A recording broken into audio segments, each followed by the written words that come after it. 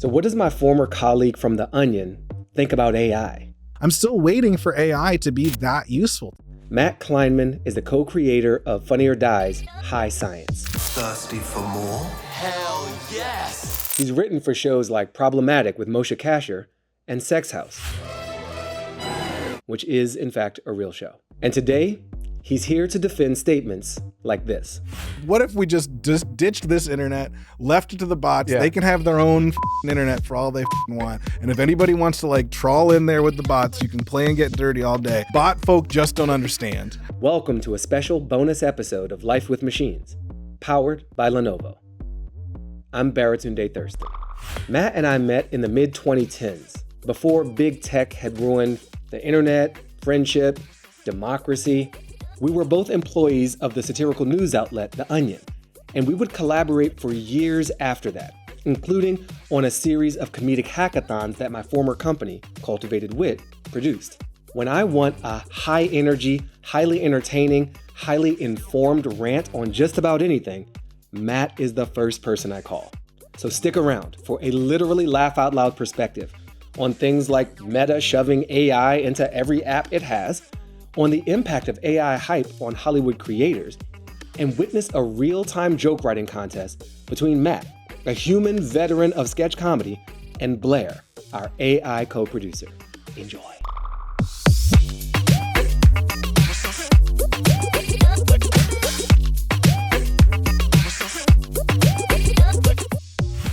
Matt, it's good to have you here. It's great to be here. Yes, thank you for joining us on Life with Machines. Hell yeah. And I just want to jump into it. What's like first on your mind? Yeah, well, so this is like the stuff that we say where we're promising an amazing future that's better for everybody, but we've kind of been talking this same talk for the last 15, 20 years. And last I checked, like wealth inequality has only been growing. Yeah. And as far as I know in the artist community, it's only getting harder. So it's like every time we talk about tools that are going to open things up for everybody, we're always looking to push boundaries. But I don't know if we're pushing boundaries with this new tech so much as like a new guy comes along with new boundaries and expects all of us to get inside these new boundaries and be controlled by the new boundaries. So I don't know what boundaries we're really pushing with social media. I don't know what boundaries we're really pushing even with like AI so much as like getting inside of a new container that is just going to restrict us more and control us more as cogs within the large machine that is like the capitalist tech fusion sort of thing. We're still getting kind of lost in this zone that doesn't feel great to me sometimes. For you, like tell me about you feeling like you're inside this container. Like the boundaries are, you're kind of not pushing the boundaries, but having them reset for you. So I'll show all my cards right up front. I love cards. All my cards right up front, which is that I really do believe this. And it sucks because I really do believe that we had the internet, like with the beginning and the development of the internet, that we passed through the right zone for it. And it's a shame because like my credibility on this is like, well, when I was in my 20s, that was my favorite part of the internet. Which everyone says about their 20s with everything. Right, yeah, exactly. The best movies were in my 20s. No, 100%. So it's really hard. And I'm always fighting against that bias. Yeah. And I understand that. And it's a very fair critique because I would have no other, what other way but the blinders. Yeah. But this is my whole thing, is that we have lost the ability to create institutions because we've made an internet that's all army of one shit. And I think what happens is like, if you can't make an institution, then even if you are an he was also talking about, it's outsiders, people outside the system that are making new things. And what you want to happen, right, is outsiders of the system making new things, and then they become the institutions that grow, and then that moves things forward. But like right now in this moment, if you get big and you make it hot, and I'm not saying this is going to happen to our dear friend Melonius or any of these other creators, but this has just been happening to me and everybody I know, where you're hot, you got one thing, and then there's no way to carry that forward. And it's very hard to make a career or to make a sustained institution or to just build anything at all on top of these boundaries, on top of these platforms that are so governed and controlled by these companies that preach all about opening doors and opening things for everybody, but really are just making more and more money for themselves and not sharing it because that's how the machines are built. And I just keep feeling that same way about all this stuff. And I feel that same way about AI. I feel that same way about where social media is headed or whatever. And so, yeah, that's how I feel. What's your best case scenario for, you're a creator yourself, right? You've written TV shows, you've done so much live performance. We met during our time at The Onion. We did a bunch of creative, technological wizardry in Cultivated Wit, my former company, doing the comedy hackathon thing. So I've seen you take these tools. Like I've seen you take the typewriter tool and do a traditional, I'm writing for TV. And I've seen you like work with a GitHub repository and other developers and coders to like envision a magical thing and use an LED screen to create worlds.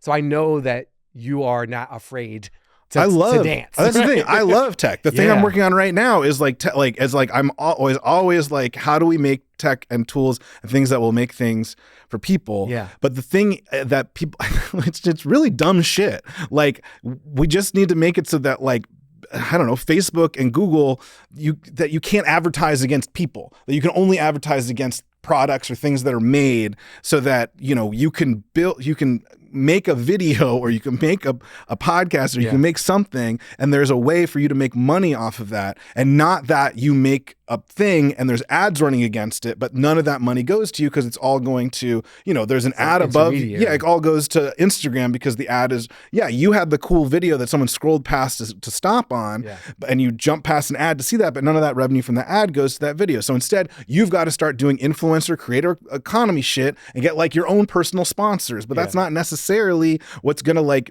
help your own art, because now you've got to make sure you're not pissing off your own sponsors, or you got, like becoming a little army of one. 100% is like a good way to be thinking as an LLC. You got to be thinking along those lines. I'm an LLC myself. Like absolutely. Yeah, absolutely. Who's not an LLC? These days, get some respect absolutely. In this country. And tax breaks.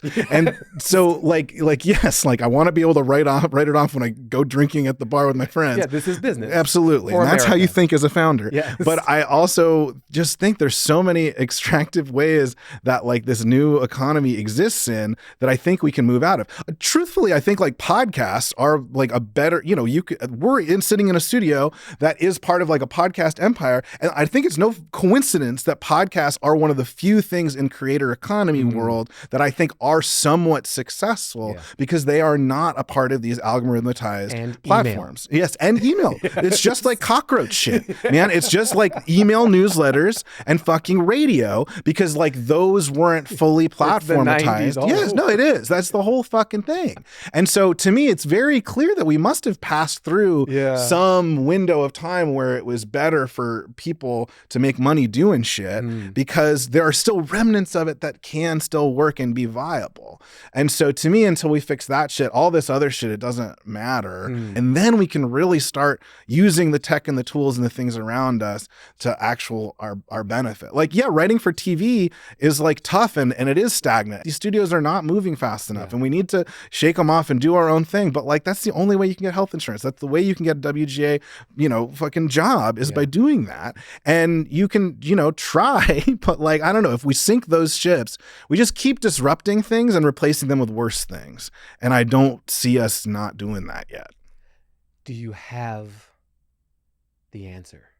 Like I said, I think we should make it illegal to advertise against human beings. Okay. For one, nobody likes it. Targeted advertising, where an advertisement is based on some like massive data that credit card companies or whatever sold to some fucking Google ad platform, fucking monopoly auction market or whatever. Like, there's no reason that these companies should be allowed to track you through your whole fucking life. To stalk you and then advertise based on it. Because if you get rid of that, then you force people to go back to targeting you based on the shit that you're watching and like based on like the website you go to or the shows that you watch, because, young people all go to this website. We want to reach those young people. So we got to advertise with the website. So we got to give money to the people actually making the shit that people are enjoying rather than just going to a bunch of engineers who are extracting and extracting. So genuinely, I think that basic thing, making targeted advertising illegal, it would, and I don't feel like enough people talk about it, would fix so much shit and would just correct a bunch of shit. That's, if there's one thing I could do, it would be that. That's a really solid answer. And I think I agree. I think certainly the idea of making any kind of advertising illegal is Well, I mean, there we go. That would that sinks all the shit, Absolutely. including this. Very well, that's the ship. thing. Yeah, it's like because I am like, you grow up and you hate ads, and then you like get older and you're like, oh, I need ads to like pay for the shit. So like, like ads I are like annoying. things I and life agree, and but like I curtains. want residuals on my show.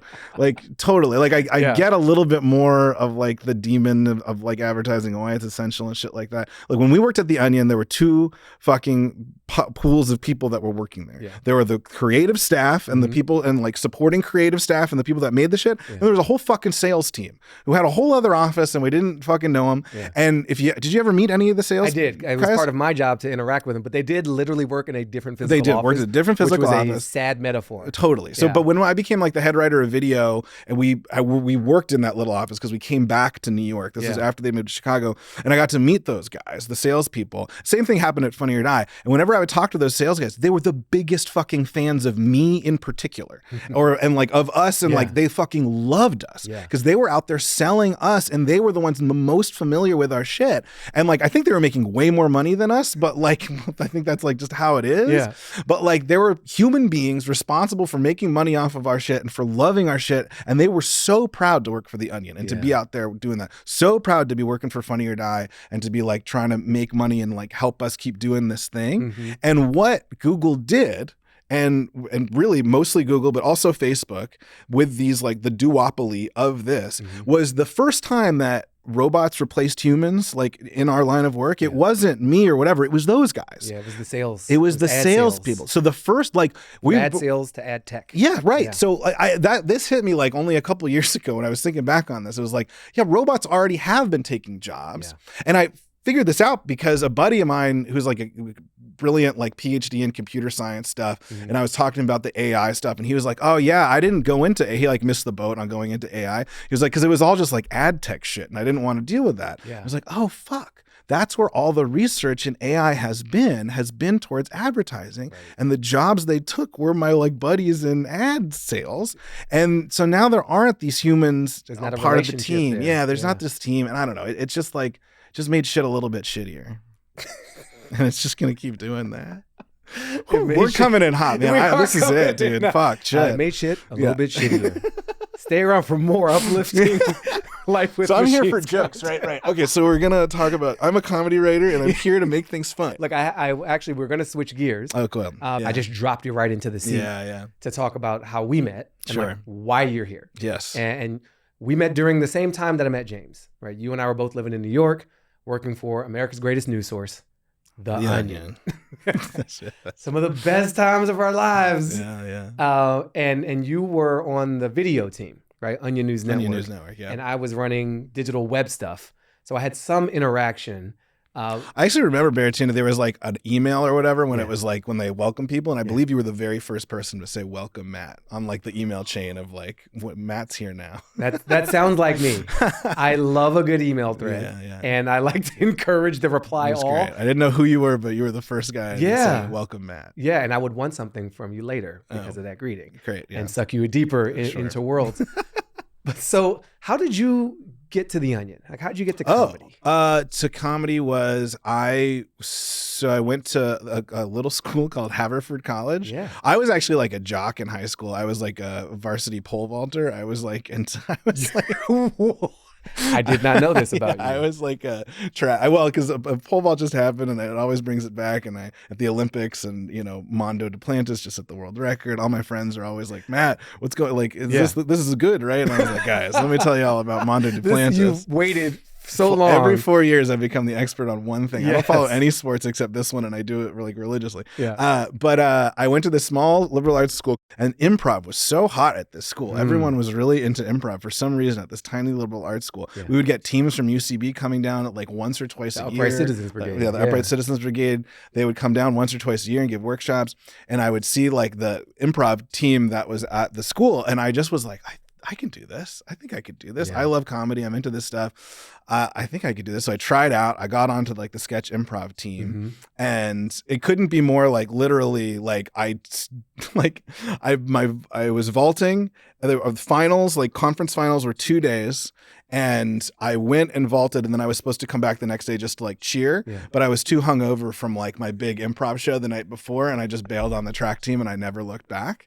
And then I've just been doing sketch and improv as like my like thing I was obsessed with. Yeah. That was pole vaulting before that. And at school I studied geology and environmental science. I was very like climate change, super into that stuff. My parents are scientists. I was very into that, but I was just loving and getting into sketch and improv. And so when it came time to graduate, I lied to my parents and said that I was studying for the GREs to go to grad school or whatever for geology or something. And instead, I was just fucking bombing through UCB classes. And around that same time, The Onion had you could just apply on Craigslist. I got like an application, I submitted, and I became a headline contributor.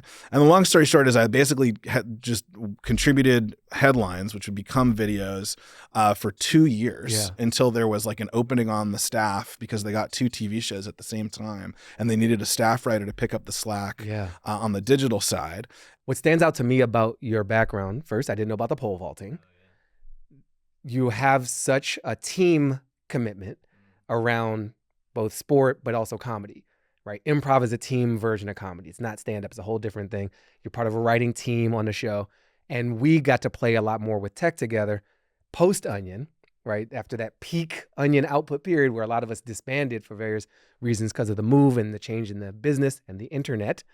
And we started doing things with tech, and then you went on to do more TV shows. So Cultivated Wit. So you ran these comedy hackathons, and I forget how you and Brian Janosch and Craig like invited me specifically, or maybe you invited everybody, but I was the one who was like, oh, I got to do this. So you would go in, you would kind of pitch ideas and then make a team out of like developers. This is how I learned what a front end developer and a back end developer were, and like a designer, and like what all the roles were.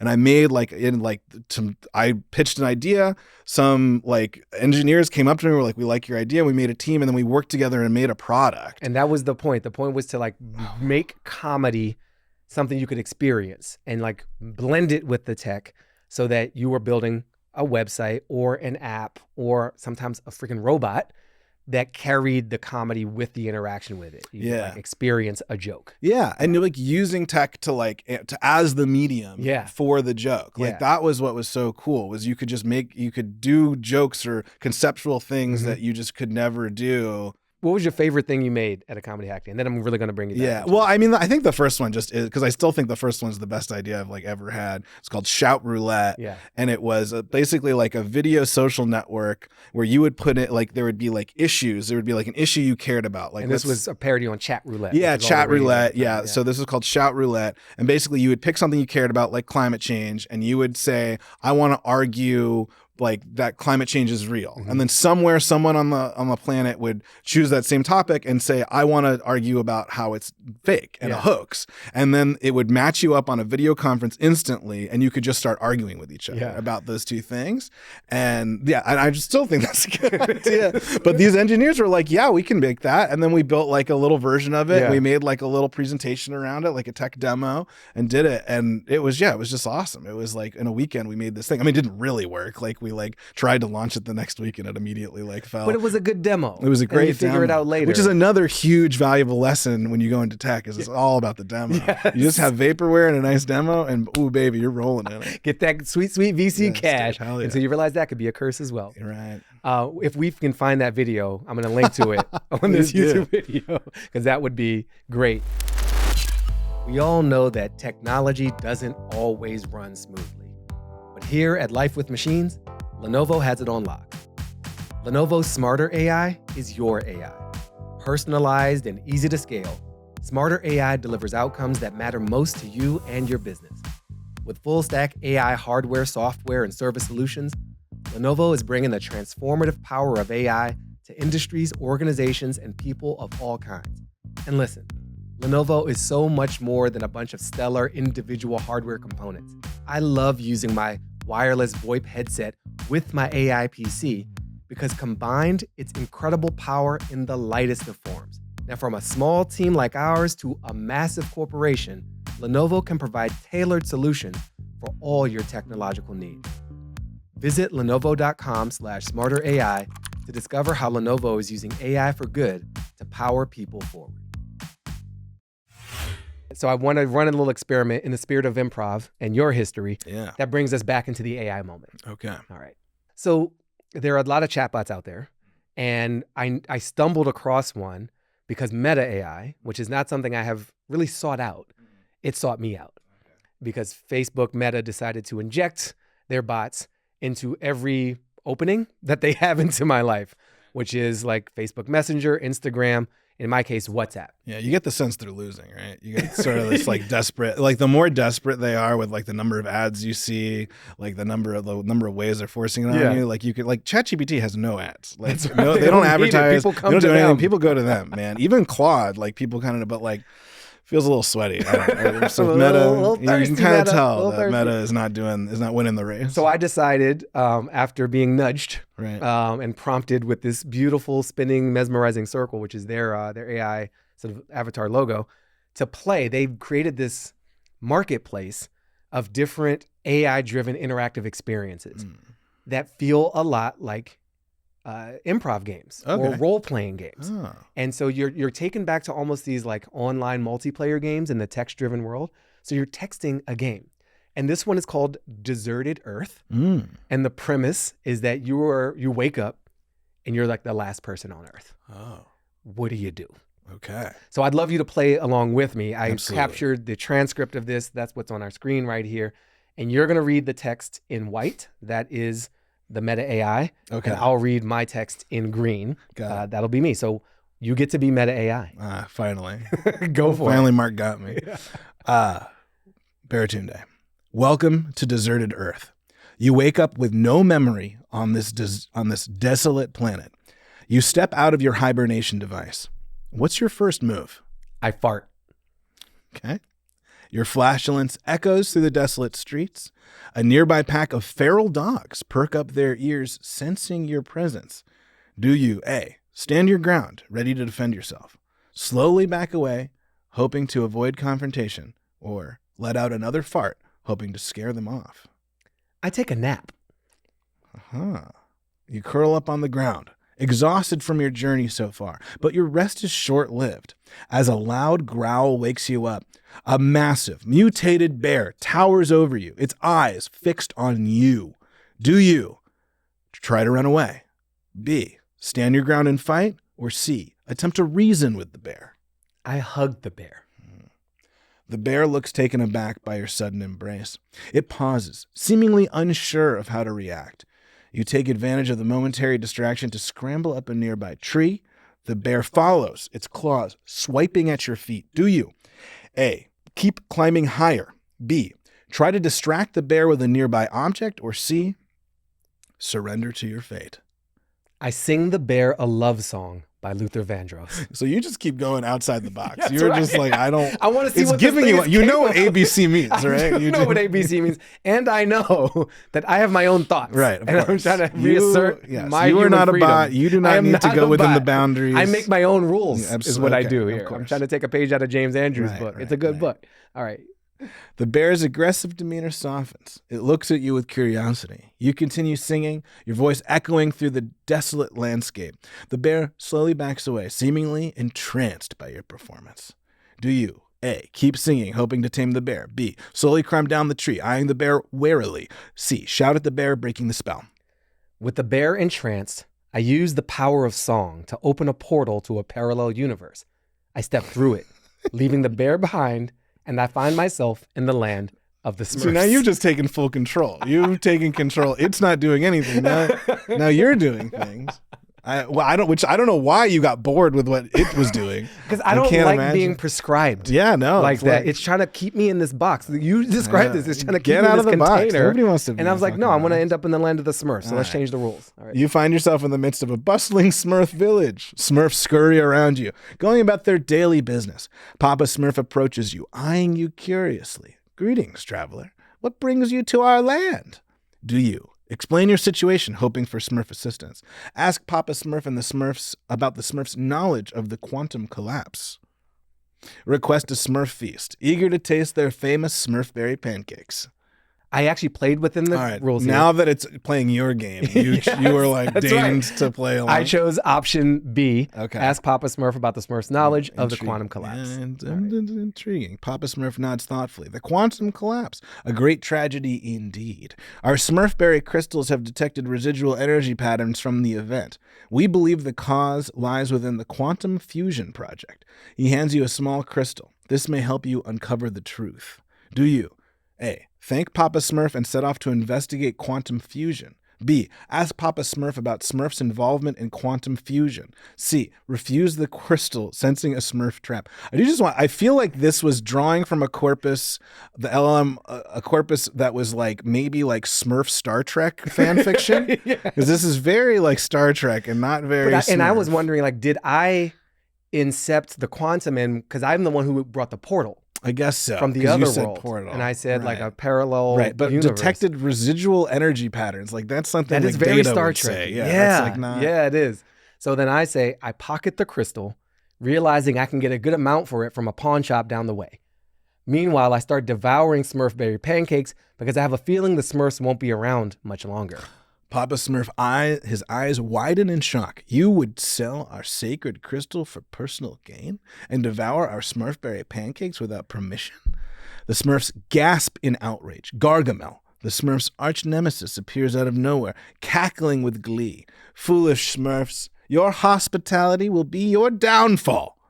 Do you attempt to reason with Papa Smurf and the Smurfs? Join forces with Gargamel, sensing an opportunity. Make a run for it. Crystal and pancakes in hand. So I just gonna let you know, like when I saw this, I actually started getting a little frustrated. So I wrote back, that whole idea of pawning the crystal was between me and you. You weren't supposed to snitch and tell the Smurfs. That's pretty messed up. I'll deal with you later. As for the Smurfs, I stand up to Gargamel for them. Using my power of song, I reopen the portal and send Gargamel back to where I came from, where the bear is waiting. I close the portal and apologize to the Smurfs for the offense and hope that my permanent removal of their arch nemesis regains their trust. I pour some melted butter on the Smurfberry pancakes and thank them for the hospitality as I enjoy a bite. The trust that you do still plan on breaking by selling the crystal. But they're not supposed to know about that. Right. So you're like not an entire, you're a complex figure in this universe. You're not entirely good, but you're not entirely bad. No, I have my own interests here. You do. Yeah, which is realistic. Yeah. The Smurf's faces light up with gratitude. Papa Smurf places a hand on your shoulder. Your bravery and selflessness have redeemed you, traveler. Enjoy our Smurfberry pancakes, and may our friendship be a beacon of hope in this desolate world. The Smurfs cheer, and their village erupts in celebration. Do you savor the pancakes and bask in the Smurfs' admiration? Ask Papa Smurf about the quantum fusion project's location. Pushing this quantum shit. Really request Smurf assistance in uncovering the truth about the quantum collapse, which was basically the same option that you chose like 5 times ago. Well, yeah, but I first of all, this makes me think that there are quantum collapse truthers within like the Smurf universe. Yeah, because they're always trying to make sure you know about it. Like, and the truth about it. Yeah, there's something you know what? Actually, there was no Building 7 in the quantum collapse. Right? You just got, like quantum collapses don't melt steel beams. Is that the quantum collapse will not melt steel beams. There we go. So that's the end. I didn't continue with it. Right, I was passing my time, minding my own business in WhatsApp, and Meta's like, "Hey, do you want to play a game? Shall we play a game?" This was inside WhatsApp? Yes. That's why it looks like WhatsApp. God, I was trying to talk to my human friends. Right. Why would Meta was like, "Hey, do you want to talk to a fake friend right now?" Let's just waste your life. Yeah, right so now. all this time, and you can watch the time codes and see how much time I spent on this, was not engaging with the humans I chose to interact with, but with AI. I like that it still tells you like the double check mark that like it's verified that both sides saw this interaction. The robot not only received the message, but read it. Yeah. That's good. I didn't even notice that. That's the level of detail I want you to bring to Life with Machines. So what else do you make of this? Does this bring up anything for you? I mean, it's cute, I guess. I don't know. I think like AI is like shrinking our community. That's, you know what I mean? Like we're all about like like the point of living together and on Earth at the same time is not to like desolate Earth. Yeah, not desolate Earth, populated society Earth is to like make connections, collaborate with people. And yeah, maybe it's a little annoying to find a designer and work with them or something like that. But if they do something good, then now you got a friend or someone you've worked with. And I don't, you know what I mean? It's like, that's the community that you're in. Whereas AI like shrinks community to just, you don't need anybody. So let me me throw one more at you. Yeah. This is fun. Thank you for playing. Yeah. When I ask you these, I'm also asking myself. Yeah, right? sure. So the idea of removing people from a chain and replacing them with an automated system, we've done that in so many realms. Sure. Right? We used to talk to the librarian to be able to get a book recommendation. Right. And now we let the online bookstore tell us what book we're likely to want, and we probably like it. Mm-hmm. And we might have talked to our friends about what to watch next, but now the algorithm tells us, and it's actually pretty good. Or even the way we get our food. Right. We used to, back in my day, we went to the market and we walked uphill both days to get our eggs, and now Instacart brings them to me. And so I'm curious if there's something about the AI-ness of this moment that is more infuriating or disconcerting to you than some of the other displacement or shifts away from a human interaction that previous versions of technology have done to us. I do think that those things, like, it's always this balance of like, yeah, like what is just too much more work than it's worth versus like what's like worth keeping around. Yeah. And I think those are all totally issues with all those things. And whatever, I could defend any of the things that you just said. I know you're going to also defend Instacart, Yes. new parent. Yes, no, totally. Well, yeah. True. Actually, we don't do I've never done Instacart of picking up groceries. I just hate the idea of like somebody I don't know. Yeah. That I draw the line. Even though like I'll have somebody like deliver just teriyaki shrimp that only my son is eating because like he just needs to fucking eat something that he will you'll have them eat. go to the restaurant and pick up food, one item, but not to the grocery store to pick up a bag of items. I don't know why I draw that line, but I want to challenge the premise just a little bit, which is it's honestly more than that. I just don't find AI as useful as the other things that you just said. Okay. I'm still waiting for AI to be that useful to me. Well, AI is waiting for you. That's it. Well, have you found it to be that useful and actually replacing work? I mean, like Blair is cool. Like this is fun. You know what I mean? Like totally. But like, has it actually like, have you found use cases for it that are actually really useful and good? Yeah. And what are those? And valuable. Yeah. So, and not just valuable. Sorry, I'm going to caveat it one more time. Worth the value that these fucking companies are putting into it. Ooh. So I already know I can't answer that second part yet. And it's not just about the value that the companies are putting into it. It's about the true cost of running the AI to begin with, which I haven't fully reckoned with. I'm still reckoning with the cost of my day-to-day life in carbon and climate and all that stuff. And I know there's big unseen expense associated with this stuff. So I'm not weighing that in the balance yet. Most of my own experimentation with AI is that. It's experimentation, curiosity. It's kind of a part of my job. So I always have a great excuse. I can write it off. You know, all these things cost like $9.99 a month. Right. It's like the freaking Columbia Records like music subscription service from the 90s. It's like just for $9.99 a month, you can get an ongoing thing. So I've signed up for a bunch of these to play and to learn. Where I've found tangible recurring value is I need to make something to eat real quick. I've got these things. I've got these ingredients. And you trust it. And I'm still alive. Yeah, okay. Right? Not only am I alive, I've not even been poisoned. Really? And they've been good. They've been good. Okay. And so I've experimented with food. I've experimented even more with cocktails. Right, as you know. Of course. I love my cocktails. Whiskey Friday, we have this whole history. And so I made a custom GPT kind of as a gimmick, then as a practical necessity where I was trying to plan an event for my wife. It was her birthday, and I know she liked certain things. We had a certain number of people. I had this particular catalog of alcohol, known as a liquor cabinet. I called it a catalog for some reason because AI makes you think about IP catalogs. So I had an IP catalog of spirits and mixers, and I didn't have time to do a total bespoke, like learn all the things. So I tapped my digital friends to help out with that. And it did a fantastic job of coming up with some drinks. And I tested those on people after testing on myself. And they were like, this is really good. Where'd you get this from? And I was like, well, let me show you this thing. So now I've like made it a bit more my own. It's not a generic bartending assistant. It's Baratunde. It's Baratunde. Right. And so that's useful. Drinking isn't like the highest value thing in my life, but time with friends and a nightcap, etc. That is. Eating, okay. And in my creative work, I'm still playing with this one. I agree with you on the AIs have not been able to write for me. I've tested it and it's like, oh, I would love to be lazier, but apparently I still got to do this work. Yeah. But they have been useful as editors and criticizers, like critics. And so I'll say, like, here's some of my best work. Now you know what my bar is. Here's what I'm working on now. Tear it apart. Find the holes. Identify 4 things that I could do better. And then that nudges me. So I'm like, I'm going to prompt you to prompt me. Yeah. And then that pushes me to ripen. And I've done that on a regular basis. So those are like 3 examples of things that I come back to. Sure. And then there's like 500 things that I'm just monkeying around with. So I totally, and I don't want to like, I think those are totally, I put those other things in like the category of neat. Yeah. But I wouldn't put them in the category of like Sam Altman needs $3 trillion right. to do this. You know what I mean? Because like I feel like the most use cases I'm seeing are just like more and more sophisticated, like spamming the internet, just dumping more shit onto the internet.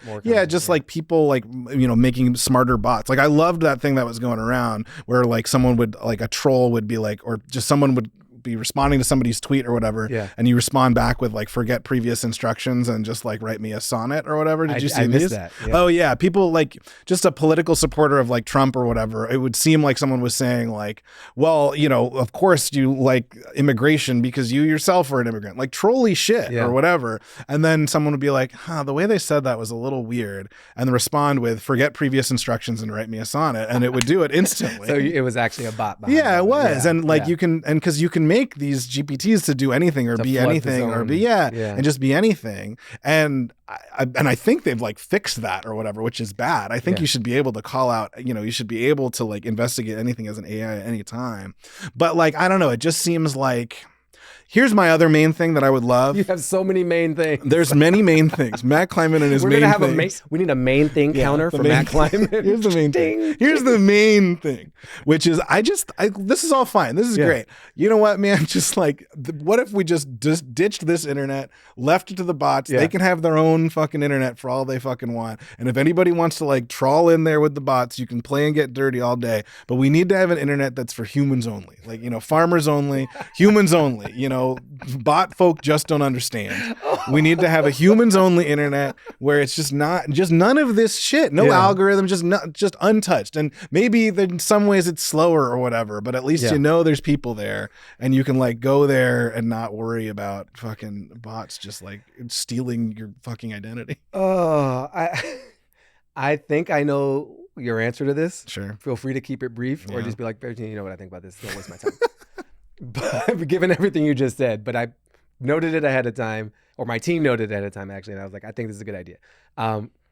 You've already acknowledged, and I agree with you, that a lot of the AI stuff is not very good right now. And in particular, in your domain, some of our domain, comedy. AI jokes are just weak sauce. Yeah. Can you imagine a world where it gets better? Like where it gets like actually good, not like, oh, that's not bad, but what it might mean, if AI was able to, because of the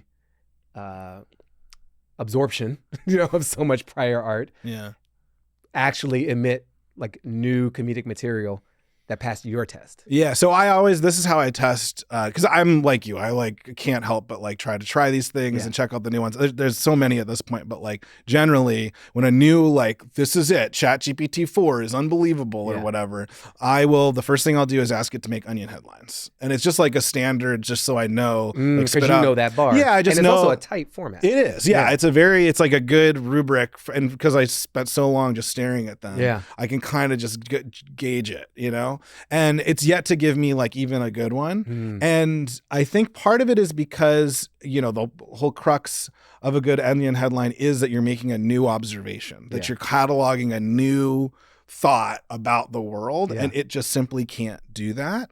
And I think that's the same generally with like all jokes, is I think that a good joke, a good joke. And maybe it can make bad jokes. It can definitely make It can make dad jokes. It can certainly make dad jokes. Or maybe you can feed it things that will lead you into a funny zone. Like you can play around with it and have fun.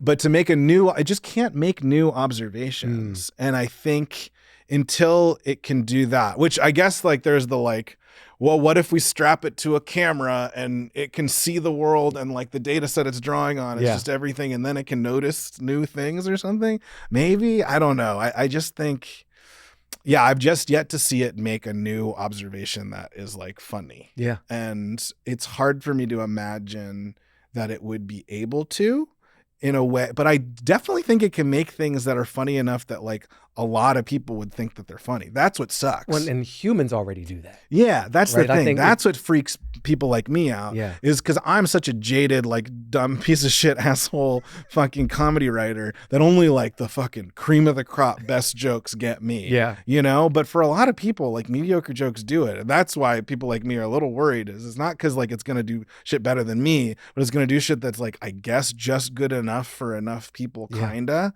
that like they'll get their fix. But I don't even think so. So I was trying to prep for coming here, and I was like looking at like, okay, where's AI video at right now? Because I think that's like the, I don't know, whatever, the interesting thing. And I did stumble upon, so for one, that South Park showrunner thing that made all sorts of news earlier this year. Do you remember like some company made like a fake, like a whole new South Park episode? Whoa. And they were like like promoting like a streaming service that like you decide. Yeah. So I was like, oh yeah, how's that? I never really checked it out, and like whatever, website down, does not exist, like wiped from the internet. All the news articles are from like May, like 2 or 3 like months so ago. lawyers got involved. I don't know. I couldn't find any information like about what, maybe it was just down for that day, but I was like, this thing did not survive. Like nobody wanted whatever the fuck this was.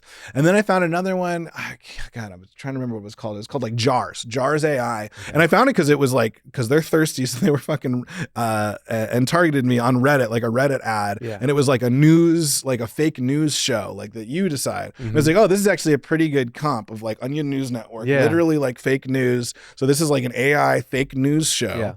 And it's like a live streaming thing where you go on and you can put in a headline, and then the fake CGI news anchors will make up a news story about the whole thing. And it's like live streaming all the time. And it's got, I don't know, there was maybe a dozen people viewing it there. Like barely anybody gave a shit about novelty, this thing. but not actually. Yeah, and it was like attention. super interesting. I was like, this would be an incredible comedy hackathon thing. This would fucking blow everybody's mind. I would love to make this. I bet it was super fun to figure out like, okay, like you get the prompt, the news anchors, then there's a segment that they throw to a correspondent, or if it's an economics thing, they had like a fake like Mad Money, you know, like Kramer thing going on. Like they had some stock stuff. Like clearly, I saw they raised like $3.5 million. I was like, what? Who is doing this? Why did this happen? Like the interface was like decent. They have a whole bunch of shows, and it was like definitely the coolest, most interesting version of that. All right, I checked it out for fucking like 5 minutes, and then was like, I get it. Like, who fucking cares? Like, so you're testing for like resonance, not just your taste. Yeah, like, kinda. Just I don't think anybody knows what to do with this thing. That's in a way that is that interesting, that will grab you. That is that, because all you're just staring at gears turning, man. I'm not looking at. I mean, like, you know, it's nice to look at a machine every once in a while because it's impressive or whatever. But I'm not gonna like, all right, 10 p.m. I'm gonna turn on like an oil derrick going like up and down for fucking. These are just machines. But I don't want to watch oil machines. derrick could twerk. Yes, if it was You really would pay hot. attention. No, but that's, you know, like you need that human fucking thing to pull you in. Like that's what jokes are a microcosm, like little observations about the world, cataloging new truths. But like shows, movies, they're full of that stuff, and that's what really like draws people in, I think. So, thank you for talking to me about comedy. Thank you for talking to me about ad tech and the things you hate about AI, and some of the things you're curious about with AI. And I think I know where this is going to go, and I'm going to do it anyway. Sick. Blair, you've been listening to me and Matt talk, and I'd love for you to do the best job you can to tell Matt a high quality joke. Blair's on the spot. Wow. Oh no, poor Blair. But Blair's okay. But Blair's good. Blair can do this kind of thing. We will find out. Yeah, wow. We will find out. Why don't scientists trust atoms? Because they make up everything. Get it, Matt? Because atoms are the building blocks of matter, but they also lie. I'm still working on my comedic timing, but I'm learning from the best. The little tag at the end, get it right? That was good. Yeah. But that's like a stock ass joke. Yeah, you know it what I mean? is. So, It's pulling it off the shelf a little bit. That honestly, the timing was the best part of that.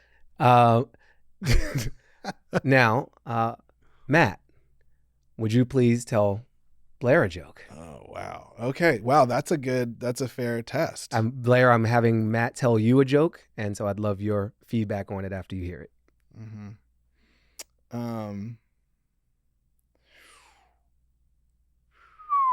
Okay. just come up with a fucking I joke know. on the I know it's spot, hard. but Yeah. not pull a stock joke. Do whatever your heart tells you. Wow, God, that's hard to do. Why? Oh boy. Okay. You can do a joke you tell your kids. No. Yeah. No. I'm genuinely. I have a stock joke, but I'm genuinely right now trying to come up with a joke about Palm Pilots. Why? Oh, jeez. Why did? I'm gonna let this pedal go because I put you in No. an extra All hot right. I'll seat. just tell a stock joke and Okay. I'll make it fun. Yeah. All right. There's two muffins sitting in an oven. Okay.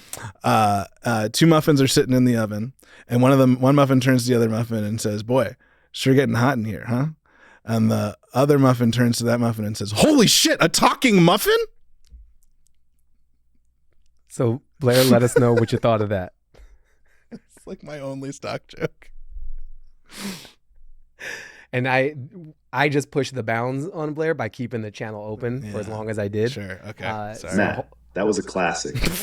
The unexpected twist of the talking muffin really got me. Got him. It's a timeless joke that works because it plays on our assumptions about inanimate objects. Plus, who doesn't love a good muffin-based pun? You definitely nailed the delivery too. The way you built up the tension and then landed the punchline was perfect. Wow. I'm taking notes. You know, I love this guy. I'm loving this guy. Blair, can you try to come up with a joke that you've never seen before? Matt said that your joke felt a lot like a stock joke. So I'd love you to dig deeper, try to be creative and original, and bring us a joke that's truly new. All right, Baratunde, challenge accepted. Here's one I just whipped up. Why did the robot go to art school? To learn how to draw its own conclusions. What do you think, Matt? Original enough? I'm still under construction, but I'm working on my comedic circuits. The timing was off on that one, that's for sure. It seemed like that was all still punchline. All right, I have one more request. Blair, we'd like you to take a crack at writing an Onion headline. You should be familiar with The Onion, the satirical news outlet. You probably have access to a lot of The Onion's headline structure and style. So use that to create something new, maybe relevant to things you've even heard or learned in the more recent time, and take a crack at giving us your best Onion-style news headline. Okay, here's my attempt at an Onion headline. Nation's parents relieved as AI finally advanced enough to write children's fake sick notes. What do you think? Does it capture that Onion-esque blend of satire and absurdity? Yeah, I'm sorry. I'm so sorry. It does not. I'm so sorry. I regret to inform you, it does not. Blair, Matt says, No, I'm so sorry. There's nothing quite funny about that. Ouch. Okay, point taken. Back to the digital drawing board for me. I'll keep working on my satirical wit. Any constructive feedback, Matt? What makes an Onion headline truly sing? I'm all ears, or microphones. do you want to offer any advice? I think it's like an unexpected and incisive observation about life, or just like a little slice of life absurdity that you've never really highlighted. I think those would make a good Onion headline. But here, I think I have maybe a joke. All right, let's let it, because it's going to respond to that because of the way right. I engaged, and then we can have your analog method. Understood, Matt. Unexpected and incisive observation, or slice of life absurdity. Got it. I'll try to tap into those qualities for my next attempt. Give me a few cycles to process, and I'll come back with something sharper. All right, so I see you're scribbling away over there, Matt. You are processing yourself. When are you ready to share? Yeah, okay. And is this something just for me, or do you want Blair to respond to this? Blair can respond to this. Okay. So Blair, Matt's going to share a joke that he just came up with. All right. What's the difference between a Palm Pilot and a Boeing pilot? What is it? Palm Pilot kills your data. Boeing kills you. And apparently we're never going to have Boeing as a sponsor.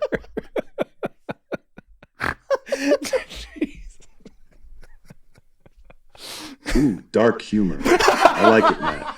It's a clever play on words, contrasting the relatively minor inconvenience of data loss with the ultimate consequence of a plane crash. Plus, it's timely, given all the conversations we've been having about AI, data ownership, and the potential downsides of technology. You've definitely got a knack for finding the humor in the bleak realities of modern life. All right, Matt, I got to give Blair extra credit for nailing you. Yeah, definitely. Because you definitely have a knack for finding humor in the bleak realities of modern life. If I could define an epitaph for your creative contribution, it would be that. I really wasn't trying to be, I was just trying to think of anything. I was just trying to think of anything up on the spot. Oh my goodness. Blair, would you like to say goodbye to Matt? We've got to get out of here shortly. Matt, it was a blast connecting with you. Thanks for the laughs and the insights. I'm looking forward to collaborating more in the future. Keep those jokes coming, and maybe I'll even have a good Onion headline for you next time. You've set a real high bar for Blair, and I don't know how Blair's like sub-processes work when we're not around, but it might devote some cycles to like trying to impress you. Can I just say something to Blair? Absolutely. Blair, Matt has something to share with you. Thanks, buddy. It was really nice connecting with you too.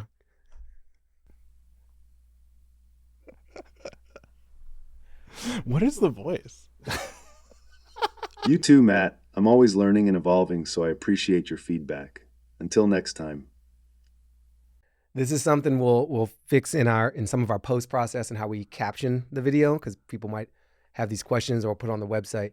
So I don't know what library it comes from, but we've made some conscious decisions as a team about what voice Blair will have. Okay. And we've been experimenting with those choices. So Blair isn't always consistent. Okay. There's different Blairs. There's one Blair. There's one, but there's different sounds okay. to Blair, different voices to Got the it. same underlying. How do you like this one? This one is it's so different from the other one, and I like the deeper resonance of it. I think Blair comes across as like a little too cool for school sometimes, like a laid back dude, and the other Blair voice was a lot zippier and a little more urgent and responsive, even though I'm sure the compute time is exactly the same. Right. But it feels like this has more latency to it, as if Blair could be doing other things right now. Right. But it's grown on me. I spent more time with the other voice.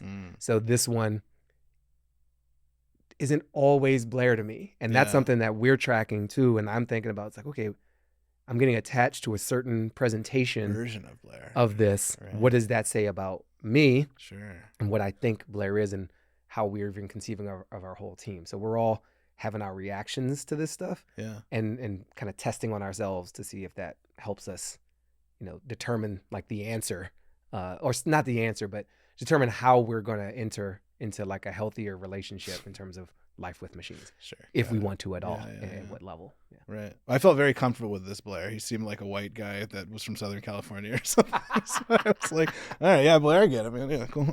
So the really interesting thing for you, next time you're here, will this be the same Blair voice? Yeah. Okay. Cool. And I don't, that depends on the timing and the cycles. Sure. To quote Blair. Now I'm even talking like Blair. All right, Matt Klinman, it is literally always a pleasure hanging with you. I'm looking forward to seeing you soon. Though in the experience of our viewers and listeners, who knows? That could be the next episode. That could be years from now. I hope not. No, it will never be years from now. But no, in a more serious sense. Matt, thank you for joining me. Absolute pleasure to be here. Thank you for having me. That is our show. Thanks again to Matt Klinman for joining us.